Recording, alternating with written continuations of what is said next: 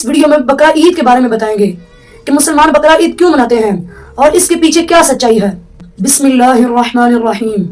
Video skip مت کیجیے گا، video کو پوری دیکھیے گا ورنہ آپ کو پوری بات سمجھ نہیں آئے گی۔ اللہ تعالیٰ اپنے بندوں اور نبیوں سے بہت محبت کرتا ہے اور ان کا امتحان ضرور لیتا ہے۔ اس طرح ابراہیم علیہ السلام 1000 سال پہلے آرام فرما رہے تھے اور وہ خواب کیا دیکھتے ہیں کہ اللہ تعالیٰ فرماتا ہے کہ اے ابراہیم، اپنی سب سے پیاری اور عزیز چیز میری راہ میں قربان کر۔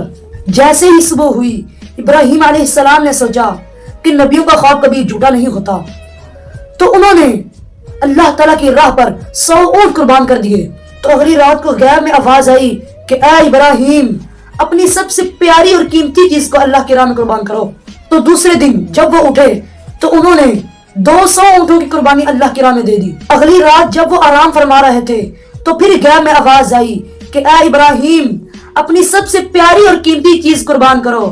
تو وہ اٹھے اور انہوں نے سوچا میری سب سے پیاری چیز میرا فرزند، میرا بیٹا اسماعیل ہے۔ ابراہیم علیہ السلام سوچنے لگے کہ اللہ تعالیٰ یہ تو نہیں دیکھنا چاہتے کہ میں سب سے زیادہ پیار اپنے بیٹے سے کرتا ہوں یا پھر اپنے خالق سے۔ ابراہیم علیہ السلام کے ذہن میں آئی تو ابراہیم علیہ السلام نے سوچا کہ میں اپنے بیٹے کو اللہ تعالیٰ کی راہ میں قربان کر دوں گا۔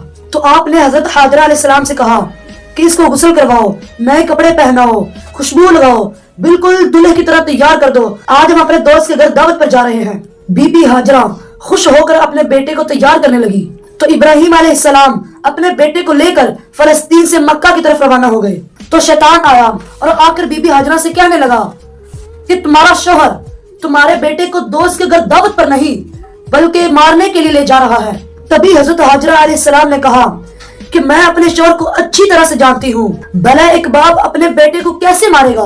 شیطان نے کہا ابراہیم علیہ السلام نے خواب میں دیکھا ہے تمہارے بیٹے کو اللہ کی طرف سے قربان کرنے کے لیے لے جا رہے ہیں۔ تو بی بی حاجرہ فخر سے کہنے لگی کہ اے شیطان، تم پر لعنت ہو، ایک اسماعیل کیا، اگر میرے بیٹے ایسے ہزاروں بھی ہوتے تو میں اللہ کی راہ پر قربان کر دیتی۔ تو پھر شیطان اسماعیل علیہ السلام کے پاس گیا اور جا کر کہنے لگا کہ تمہارے بابا تمہیں اللہ کی راہ پر قربان کرنے کے لیے لے جا رہے ہیں۔ حضرت اسماعیل علیہ السلام نے جواب دیا کہ اگر میں اللہ کی راہ میں قربان ہو جاؤں تو مجھ سے بڑا خوش نصیب کون ہے؟ تو پھر شیطان یہی سوال لے کر حضرت ابراہیم علیہ السلام کے پاس گیا تو ابراہیم علیہ السلام سے کہا کہ تم اپنے بیٹے کو کیوں قربان کر رہے ہو؟ کیا تمہاری قربانی قبول ہوگی بھی یا نہیں؟ تو ابراہیم علیہ السلام پتھر اٹھاتے ہیں اور شیطان کو لعنت دے کر پتھر مارتے ہیں۔ بتایا جاتا ہے کہ تبھی سے مکہ میں حج کے دوران شیطان کو پتھر مارا جاتا ہے۔ ابراہیم علیہ السلام آگے بڑھنے لگے اور اپنے پیارے بیٹے سے فرماتے ہیں اسماعیل، کہ آپ کو پتا ہے کہ ہم آپ کو اللہ کی راہ میں قربان کرنے کے لیے لے جا رہے ہیں۔ تو حضرت اسماعیل علیہ السلام نے کہا کہ اس سے اچھا میرے لیے اور کیا ہے کہ ایک نبی مجھے اللہ کی راہ پر قربان کرنے کے لیے لے جا رہا ہے۔ تو حضرت اسماعیل علیہ السلام نے کہا کہ بابا، میری ایک التجا ہے کہ جب میرا گلا کٹے گا تو آپ نہیں دیکھ سکیں گے، میرے ہاتھ پاؤں اچھی طرح باندھ دینا اور اپنی آنکھوں پر پٹی باندھ دینا۔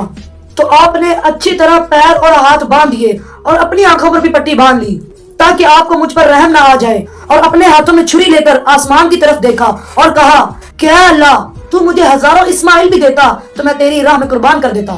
یہ کہہ کر گردن کی طرف چھری لے جانے لگے تو اللہ نے فرمایا کہ اے جبریل، جنت سے ایک جانور لے کر جاؤ اور اسماعیل کو ہٹا کر یہ جانور رکھ دو۔ ابراہیم علیہ السلام اپنے امتحان میں پاس ہو چکا ہے۔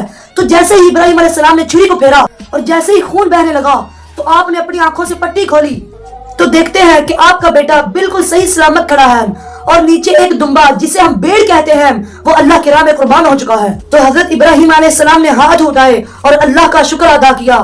تو غیب میں ایک آواز آئی کہ اے ابراہیم، تمہارا امتحان تا قیامت تک یاد رکھا جائے گا۔ ہندوستان، پاکستان، بنگلہ دیش اور باقی تمام دیشوں میں یہ بقرہ عید 3 دن تک منائی جاتی ہے۔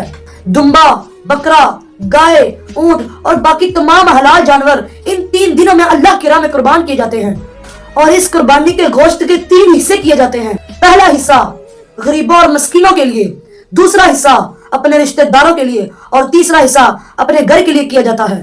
بقرہ عید کو عید الاضحیٰ بھی کہا جاتا ہے۔ جو لوگ قربانی کر رہے ہیں وہ غریبوں اور مسکینوں کو ضرور دیں۔